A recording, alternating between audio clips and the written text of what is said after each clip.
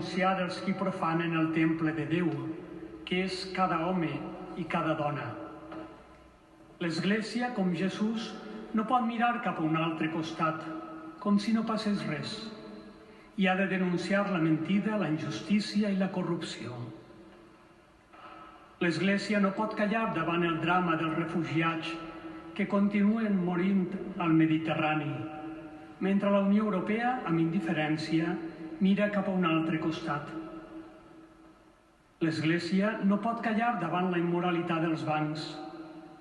Creieu que és normal, com ens ha recordat l'arquebisbe de Barcelona, que s'ajudessin els bancs a sortir de la crisi i ara, amb els beneficis aconseguits, no donen res a la societat? No és també una immoralitat les desigualtats socials o la corrupció que fa de la política i de l'economia una cova de lladres? O la misèria de les pensions que cobra la majoria dels jubilats?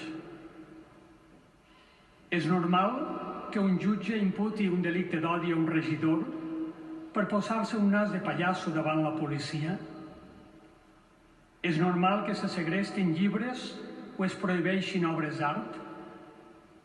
És normal que hi hagi líders socials i polítics en pressió preventiva acusats de rebel·lió i de sedició quan Amnistia Internacional ha demanat la seva llibertat? Va ser normal la violència que es va produir l'1 d'octubre, quan Amnistia Internacional també ha denunciat com a excessiva la força policial?